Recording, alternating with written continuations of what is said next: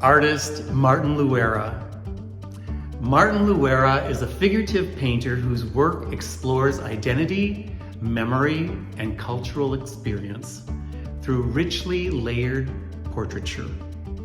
Drawing from influences that range from Chicano visual culture to tattoo aesthetics, his contemporary figurative paintings reveal compositions that balance precision, symbolism, and emotional presence.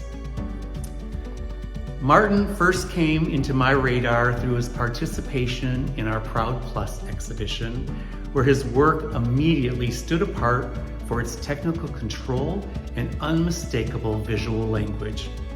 Since then, he has become an increasingly important presence within the gallery, culminating in a featured spotlight presentation at the studio door last year.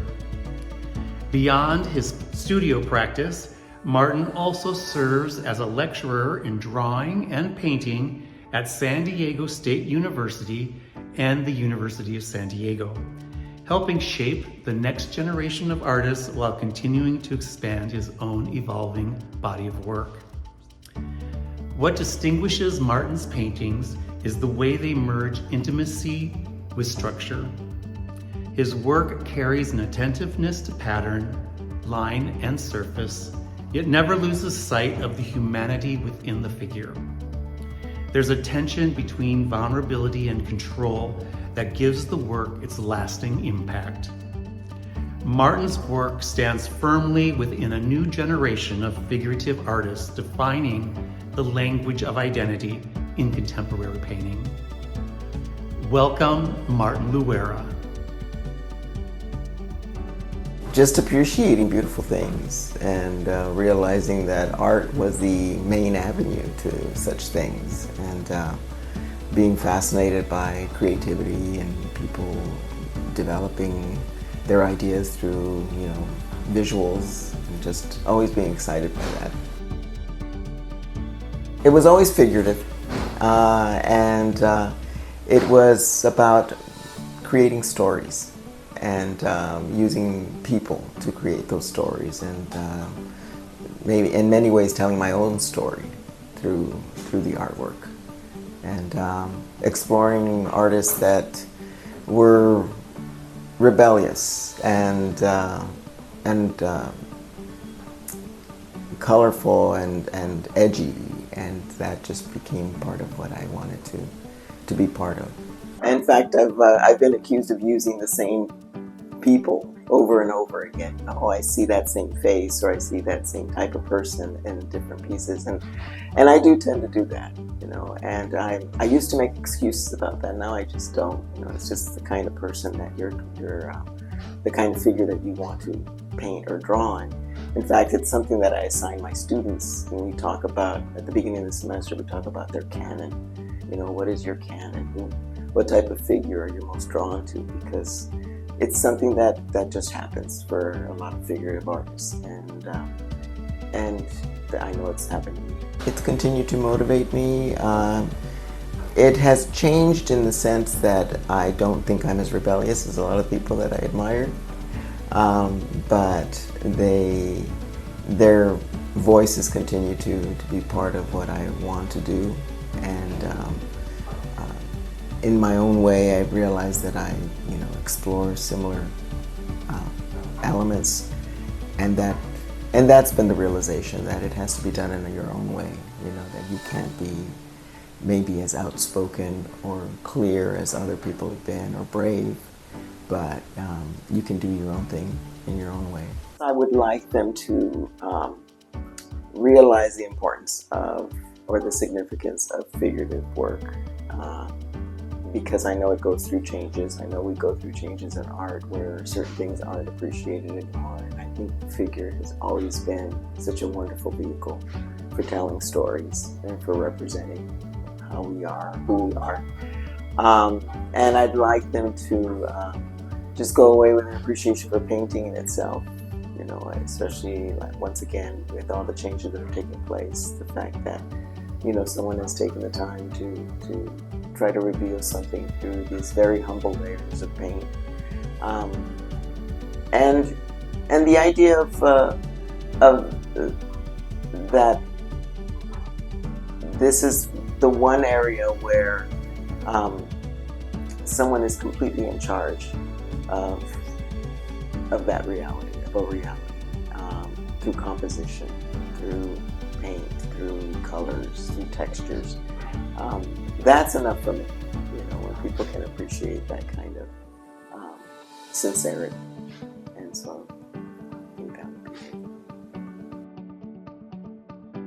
I did my bachelor's in art at USD, and then I went on to get a master's degree at San Diego State, and I've been teaching at San Diego State for 37 years now.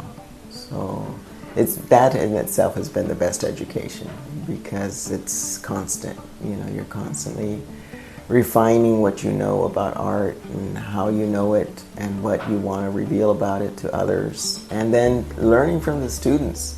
That's been a tremendous education in itself, because they're constantly reviewing things and questioning things, and that makes you question, and try to understand how societies get revealed through art. So that's the part that I've appreciated the most, is learning about everything through art, and seeing how it funnels what is happening in a world, in a society, at any moment. I would say that my work is definitely about exploring or opening up our ideas about certain things, such as gender, to realize that so much of what we live in is a construct, and that we create what we believe is our reality, or what is reality, and that we can actually affect that, and we can change that, and that the clues have been there all along, and so that my work is very much about trying to reveal those clues, and just having people confront, what they think they know about something. And that's the other thing that has been an issue, is that when people realize that you're including cultural elements in your work, they have certain expectations, and my work has been about confronting that as well. The fact that you will see those cultural elements, but you may not see them in the way that you expect to see them. Sometimes they'll be blatant, but other times they won't be. And I think when particularly when you're dealing with a figure, those expectations are very strong. And it's always been my agenda to reveal the figure as I see it, and not as it's supposed to be. I think cultural references are very demanding, and can be very, very criticized. And so I think that's one of the elements that I struggle with the most, in terms of getting people to understand the direction I'm coming from. Well, I get bored very easily. And so I might do some preliminary studies, but overall I like to do most of the work on the canvas. So I'll start off with a blank canvas and just start thinking about what it is that I want to say next. And I'll start basically drawing on the canvas with paint, and figuring things out, figuring out proportions and scale and so forth. And then usually at that point realizing if it's something I can see myself going forward with, and then I'll probably start over again. So it's not unusual for me to have at least 3 or 4 paintings started on the same piece of canvas, and then finally pushing forward and saying, okay, this is the one that's going to work for me, or I can see myself working on. I try to work quickly now. I try to work smaller, and as I get older, I just don't have the patience for the larger pieces that I used to do when I was young. I can start working on something and be completely clueless, and it's not until I see it on canvas that I say, okay, this is what I want. It's very much about feeling it, and I know that sounds cliche, but it's true. And it's about knowing that there's a particular vitality or dynamic that I want to get from the pose, from the figure. If I don't see it there, I can't see myself working on it. So I think that the mistakes teach me or guide me to what I do want. So they're there in that way.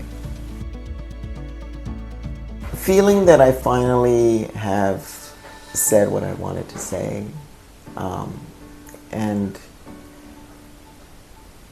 having it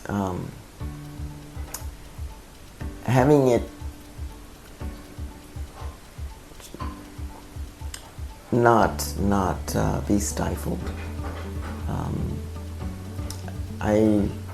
I'm still searching for that. I don't think it does say what I want to say yet. So I think success is the process, is the fact that it's about living it, you know, and having it be such an important part of my daily life, you know,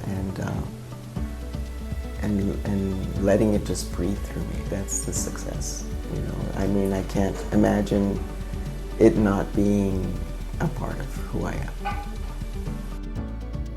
Yeah, I definitely think the body of work changes, because I look back at certain pieces and I just, you know, they're in the past. They're a part of me that is gone, and I see pieces that are starting to fade, starting to not mean as much to me because I'm changing. And lately, the work has entered a new realm where it's trying to be a little more involved with other issues, such as political issues. And so I find that I'm pushing, you know, I feel like, you know, these figures have always felt like they're real to me. So I feel like I'm pushing them towards that, you know, that edge, as opposed to being so much about myself. I'm tired of them being just about me, and now I want them to be a little more about something else. And so I think in that way the body of work has changed. I'm not that worried about where it goes. I don't really see it going anywhere, and that's fine. I've reached a point where I'm not necessarily striving for any particular recognition or accolades, and therefore I don't see my work really being appreciated in a particular way after I'm gone, and that's fine. It has served me. That sounds very selfish, but it has served me, and it's been a part of me. It's been a part of me that has helped me survive. And so, and I'm appreciative of people that like the work and that respond to it. But overall, I think you have to be realistic and say, you know, it needs to go wherever it needs to go.